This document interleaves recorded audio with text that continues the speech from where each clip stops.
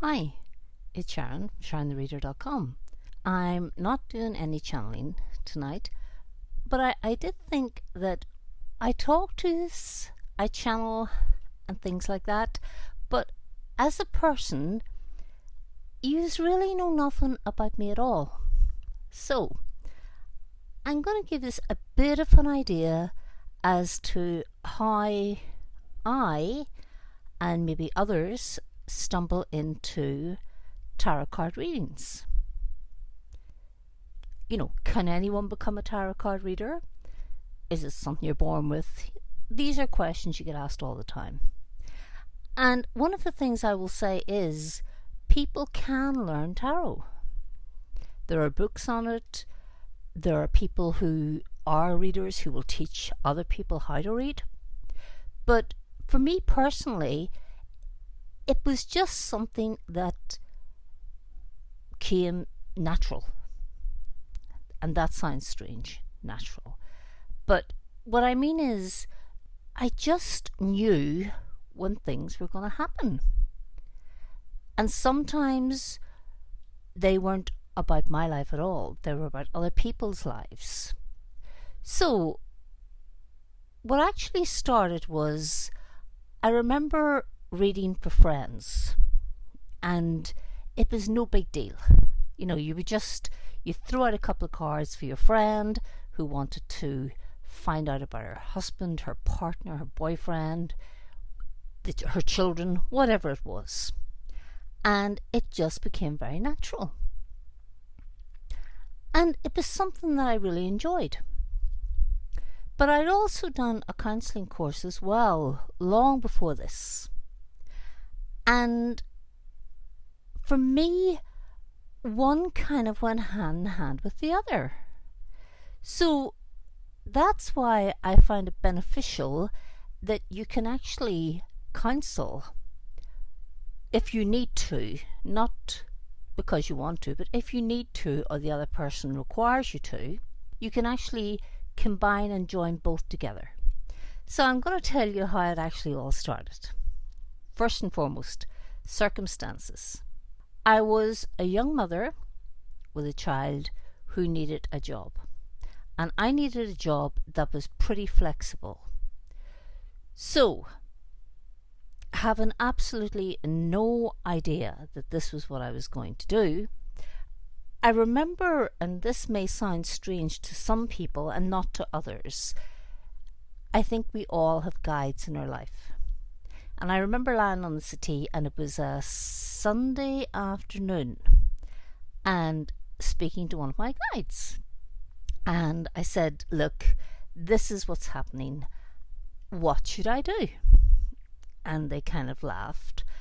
And they said, well, why don't you do what you do best? Why don't you just read tarot cards? You like reading tarot cards. This is what you do. Just do it. I pondered it for a while. And then I thought, well, I could give it a shot. I could give it a shot.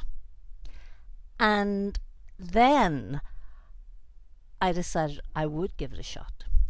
So I went to the local newspaper, which was in Belfast at the time, and I put in an advert. And it was tarot card readings. I had rented a very small office, and it was small. And also I advertised doing parties at the weekend. So you would get maybe, I think that the limit at that time was 7. I could do 7 people on a Saturday or a Sunday or Friday night. And that was how I actually started. So I never thought anything would come of it. It was kind of like, nothing's going to happen. I don't need to worry. But I've tried, and I'm not going to think about it anymore. And then the following Sunday night, I got a phone call. And it was a girl who wanted a party reading. And there was 7 of them, there was 7 people, including herself. And I thought, oh my God, now I really am in a bad position. Because what if I can't pull this off? It's okay to read for your friends know you, it's totally different. But I made the booking anyway. And then halfway through the week, I phoned a friend of mine, and it was a guy friend, and I said, what am I supposed to do? Tell me, what am I supposed to wear? And I had this sort of like gothic dress, with the bell sleeves, and it was black, and it was lace, and all that sort of stuff. And he said, Sharon, he says, what do you normally wear? And I says, well, you know what I normally wear? It's either a long black skirt and boots, or it's jeans and a baggy jumper. He says, maybe leave the baggy jumper out, but don't wear the dress, for God's sake. Don't try and act the part. Just do what you do. And I thought, okay. So it took a bit of pressure off me, this, because I think we all have in our head that the psychic dresses a certain way, acts a certain way, is a certain way, and it's almost like, witchy, stuff like that there, let's have rumours and Stevie Nicks or something. But anyway, I did wear a long black skirt, I wore a jacket, and I wore a blouse. And I got to this person's front door, and I will never forget it, because I got a taxi there. I wasn't even sure how to get from one end of the city to the other. My confidence wasn't even high enough to do that. And I could hear inside there was music, and they seemed to be having fun, and they were chatting, and they were having a good time. And there was one voice that was above the rest, and it was, I wouldn't say aggressive, but it was kind of, if I don't hear what I want to hear. And I thought, oh my God. And just as that, the taxi was turning to go out, to leave. And I thought, I could still catch it. I could still, heel the guy down and go home and just forget about the whole thing. But as it happened, just as that, the door opened, and this really lovely girl came out, and it was her home. And she said, come in, right? We've got the kitchen laid out for you, so you've got the privacy of the kitchen. And what way do you want to do this? And I said, well, the thing is, it's a 7-person thing, but the person who owns the house, and that was her, I says, doesn't pay for their reading because they're hosting. And she says, oh, right, okay. So I went into the kitchen, sat down, took off my jacket, and I had a bottle of water with me, sparkling water. And I took out the tarot deck, and the first person came in. And this was another person who was a really genuinely down-to-earth, really nice girl. These ladies were probably in their 30s, maybe 35, round about that age, and they were all roughly within the same age bracket. We're reading away, and she was quite happy. And then I could still hear the other girl's voice, which was really loud, really, really loud, And she said, listen, don't let that put you off. Don't let that girl's, voice put you off. She says, she can be a little bit like that, but she is a really okay person. And I thought, okay. So carried on reading, and finally she would have been the girl who was doing most of the, I wouldn't say shouting, but who had raised her voice so that you could hear it in the kitchen. With the rest of them, you could hear the music, you could hear the chit-chat, but, you couldn't actually identify what they were saying, and nor did you want to. So I think she was the second last person who came in that night. And normally, I'm not good in crowds. I'm not a person who likes parties. I'm very good on a 1-to-1, 2 people, 2 to 2, but I'm not good at parties. I don't seek parties out. I don't like big crowds. It's me. I just feel, oh my gosh, where do you even start in a big crowd? But anyway, this girl came in, and And I don't know where I got it from, but I said to her, would you mind putting your money on the table now? Now, bear in mind that you were never paid until the end of a party, and the person who paid you was always the host, who took the money from the other guests. So this was really going against anything that I would have thought would have been passable. And she said, oh, okay. And she put the money down, And I thought, okay, so let's get on with the reading. And I have to say, I wouldn't say I was stand back or standoffish, but I wasn't freeing myself, if you want, the way I could do with the other people there. I was slightly intimidated. So anyway, started the reading, went through the reading, finished the reading. And at the end of that reading, I knew exactly why that girl was the way she was, and the hurt that had been in her life, and why she felt that she had to have control over things. And she said to me, you must be really tired. You've been here for hours and you must be really exhausted.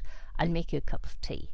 And I said, no, really, it's okay. And I really liked her at this stage. And I said, no, it's okay, it's fine. And she says, no, she says, no. You have been here, you've been working for hours. She says, let me make you, a cup of coffee. And I said, okay, that would be lovely. And that was the first time that I'd ever done a party reading. And it was absolutely petrifying before I walked in. And the good thing was there was someone there who didn't seem to be going to make it easy for you. Whatever that is, and I don't mean wasn't going to swallow a stack of lies or things like that there. This was a person who was banging on about if she didn't hear what she wanted to hear, she wasn't paying, blah, blah, blah, right? And it was fairly amazing because it brought out the best in me as a reader. And also, I suddenly realised where she was coming from through her reading. And I will be honest with you, she was one of the best things ever happened to me. Because then I really started to get an understanding of human beings and people and what's inside them and what you're seeing in their cards that's opening up that door. So, I continued from there, which was then working in the office, and it was a very small office, so you saw one person at a time. They made their bookings and things like that. And then suddenly, within 2 years, rents went skyrocketing. And there's no point. By the time I pay the rent here, I'm not making a profit really. I wasn't thinking what the next step was, but a friend of mine who I'd done a reading for said, I work in this psychic line. And I said, oh, I didn't know that. And she said, yeah, I work in this psychic line. And do you mind if I put your name forward? And I said, you have no idea. That would be such a godsend to me at this point. So that started me reading on psychic lines. And so that's how you end up doing psychic readings. Do psychic readings work? I have to say, I am reading for the same people today and new people as well. And there was a person who said to me last week, do you know how long you've been reading for me? And I really have. I would have said probably 4 years. And he said, you've been reading for me, he says, 10 years. And I says, really, that long? He says, oh yeah, he says, I remember the very first reading I had with you. So, you do get to know what I call your people. You get to know your people. There is a two-way understanding. They know that you're not going to bullshit them. They know that if they go over by 10, 20 minutes, it's no extra charge. It may be just what they need that day. Or they may wish to talk for that extra 10, 20 minutes. So I have to say, working on a line, it has its benefits, it has its drawbacks. But the best way of working for me personally, other readers may agree or disagree, is to do it yourself. To be your own boss. To read the way you want to read. To be at ease with the people that you read for. And I will be so honest when I say the best readings, were the ones, and I'm not saying that they're not good now, what I'm saying is the best ones for me that developed me as a human being were the party readings. Because one, they may have been hard work, but there was something about an energy exchange. And there's always an energy exchange when two people are, one's a reader and the other's being read for. And I've seen me coming out of party readings 2 a.m, and the energy was kind of like buzzing, So that was what I really enjoyed. And it's the same if you're doing a 1-to-1. Not a party reading, a 1-to-1 the way it used to be in the office. A really good exchange. And it really gives you, and I'm so happy that I had it, right? Such a great understanding of human nature, of people, of what people need from you. And it's so rewarding. There's no right way, there's no wrong way.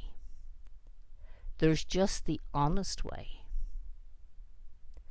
And that kind of gives you a wee bit of an idea of me standing there. I'll never forget it.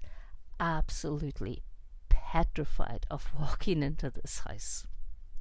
And before I knew it, I was doing this every weekend. And there was nothing to it. You had nothing to fear. It was just another party. More people, different experiences. But each and every one of them, and I will honestly say one thing, there was never a party that I went to and that I did that I got a bad feeling from, that there were guys in the room or something like that there, and maybe we were a bit frightened. At the end of the day, they treated you like a lady. And that gives you a rough idea how I started. And I dare say, if you're talking to another psychic, they would tell you they did it a different way. But we all do it our own way. And as long as you're being honest, and as long as you're not hurting anyone, then to me, that's what makes a good reader. So, a little bit too much information about my life. But I just feel I talk all the time, and it's very clipped and whatever, and you never really get to know me. So this is a little bit of me saying, as usual, sorry this was a long one. I'm just going to say take care, look after yourselves.